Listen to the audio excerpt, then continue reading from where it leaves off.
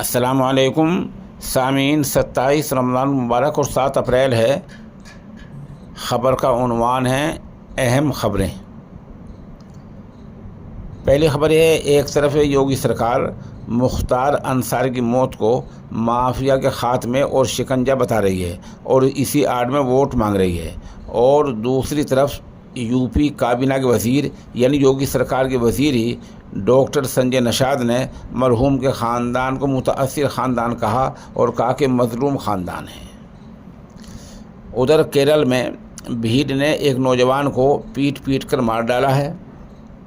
ये वाक़या रियासत केरला के ज़िला एर्नाकुलम के मोअत्तुपुझा में हुआ है।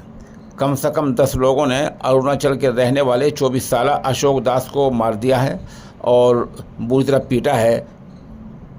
मार की हालत में उसकी मौत हो गई है। पुलिस ने इस बारे में सत्यन, अतुल और एमिल समेत 10 लोगों को गिरफ्तार किया है।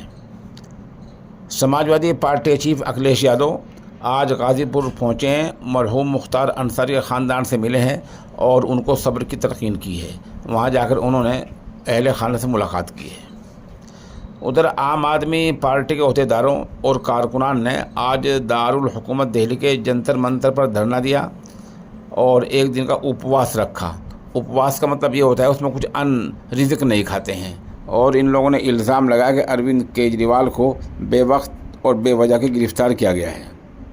इस दौरान मध्य प्रदेश के सतना इसम्बली हलके के गांव इटमा से खबर आई है। गांव इटमा के लोगों ने कहा है कि वो वोटिंग का बायकाट करेंगे, वोट नहीं देंगे क्योंकि उनके गांव में कोई तरक्याती काम नहीं हुए हैं। बता दें, इस इलाके में अभी 19 अप्रैल को वोटिंग होनी है और इस तरह गाँव के लोगों ने वोट का बायकाट करने का ऐलान किया और कहा कि उनके यहाँ कोई काम नहीं हुआ है, इसलिए वोटों का बायकाट किया जा रहा है।